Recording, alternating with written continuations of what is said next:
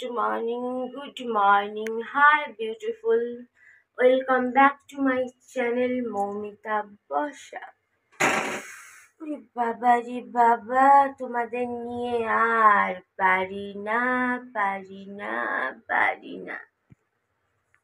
And again.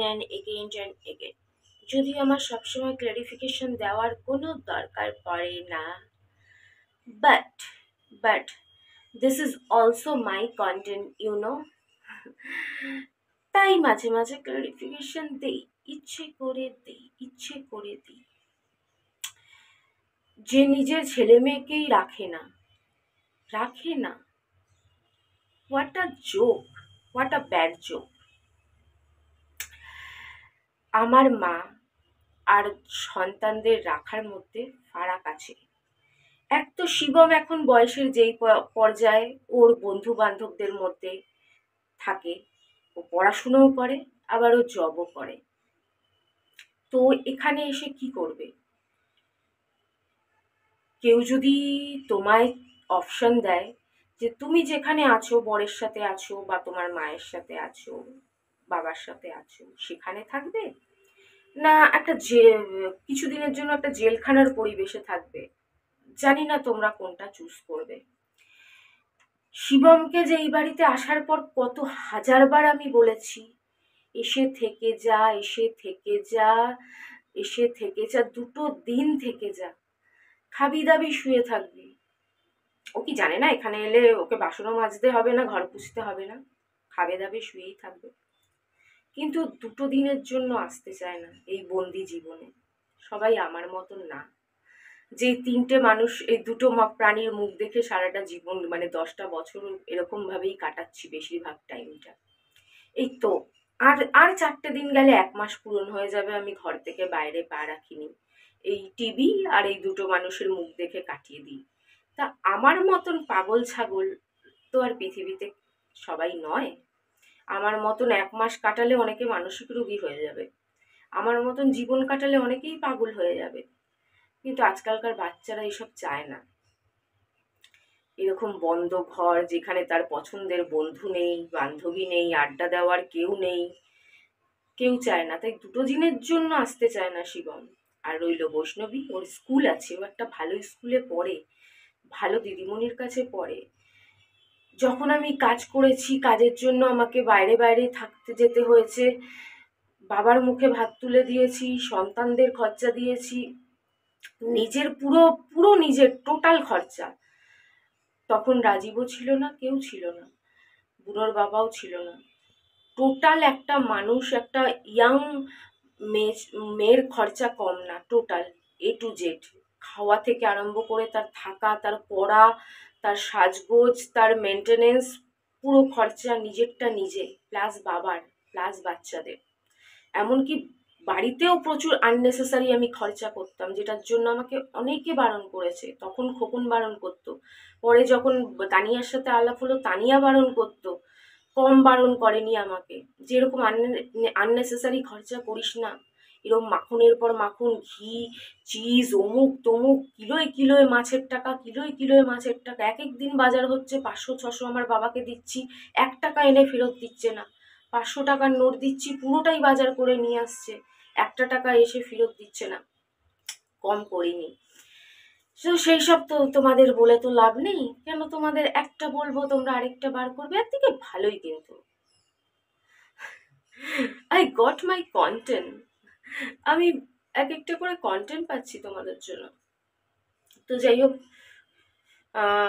কি বলছিলাম আবার ভুলে গেলাম। হ্যাঁ, তখন আমি পিসিদের কাছে রেখেছিলাম। এখন একটা এমন বন্ডিং হয়ে গেছে পিসির আর বৈষ্ণবীর সাথে, আর এখন আমি কি জোর করে নিয়ে আসবো?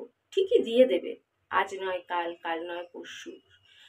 পিসি তো আর সারা জীবন থাকবে না, আর হয়তো সারা জীবন থাকলেও আর কিছুদিন পরে হয়তো যেটুকুনি এখন পেরে উঠছে সেটুকুনিও পেরে উঠবে না।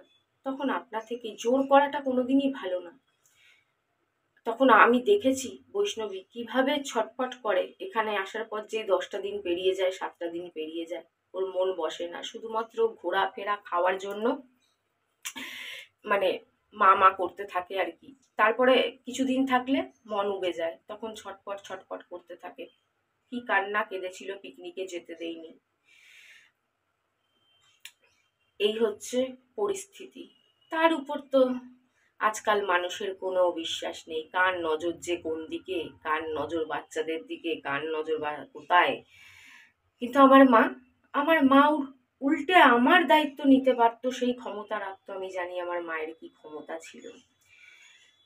আমার মা এলে অজিতের কোনোই প্রবলেম নেই, উল্টে অজিতের হেল্প হবে, তার জন্য অজিত আরো রাজি হয়ে যেত যে আসুক আমার মা, বেশি করে আসুক। মাঝে মাঝে একটু দেখো, মাকে এনে কি এবারে আবার হয়তো কেউ বলতে পারো মাকে এনে কাজের মাসি বানিয়ে দেবে। আরে মাকে এনে কেন কাজের মাসি? আমাদের ঘরে অত কাজও নেই, আমরা অত গান্ডে পিন্ডে গিলিও না, এক রকমের সবজি, একটা ঝোল ভাত, ব্যাস এইটুকুনি। তাও আবার দুবেলার আলাদা রান্নার, একবেলা দিয়ে দুবেলা চালিয়ে দিই গরম করে করে। আর নিজের ঘরের কাজগুলো করাকে কাজের মাসিও বলা যায় না। একটা মহিলা, সে কি এসে কখনো, সে কোথাও থাকলে সে কি বসে থাকে?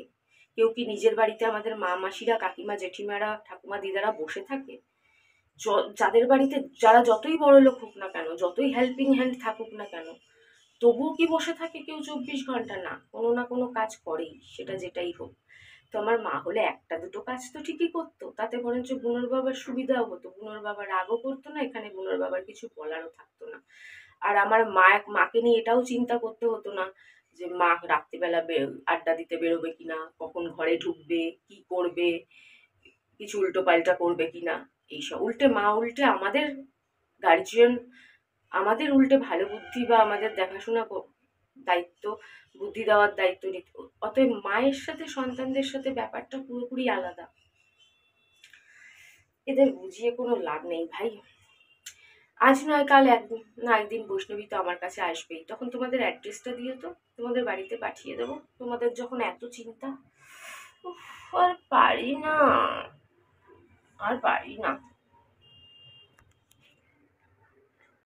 আমি কত খুশি হই, কি সুন্দর আমার ভিডিও করে দেয়, কি সুন্দর আমার ক্যামেরাম্যান আমার মেয়ে, কত হ্যাপি। একটু ঘুরতে পারি, অন্তত এই বাড়িতে আমি একা থাকলে কুইরামি করি, কিন্তু বৈষ্ণবী এলে আমি কুইরামি থেকে একটু ঝেড়ে টেড়ে নাড়াচাড়া দিয়ে উঠি, নাড়াচাড়া দিয়ে উঠে ওকে ঘোরানোর বাহানায় আমি নিজেও একটু ঘুরে নিই।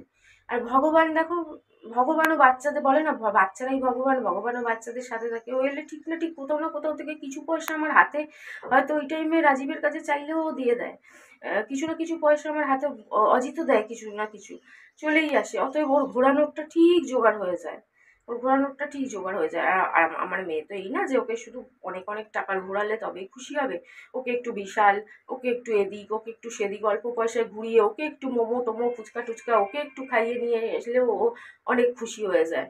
অতএব আমার চেয়ে বেশি কেউ খুশি হয় না আমার সন্তানরা যদি আমাদের কাছে থাকুক। কিন্তু আমাকে অনেক কিছু ভাবতে হয়।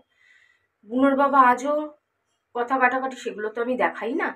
লোকে যতই বলুক আমি পয়সা কামানোর জন্য মিথ্যে কথা বলি, আসলে সে নিজে সব, এই কথা যে বলে সে পৃথিবীর সর্বসেরা মিথ্যেবাদী।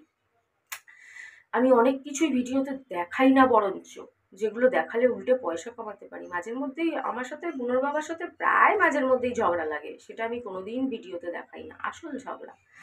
এমনি একটু মজা করে ঝগড়া, ওটা ওটা তুললাম, আলাদা ব্যাপার। ও একটা গালাগালি দিল, ওই হালকা গালাগালিটা যেটা রোজ দেয় আর কি, সেটা তুললাম, আলাদা ব্যাপার। কিন্তু আসল ঝগড়া মাঝের মধ্যেই বলে তুই থাক, আমি পয়সা দিয়ে দেবো, আমি ভাড়া দিয়ে দেবো, ভাড়ার টাইমে আমি চললাম।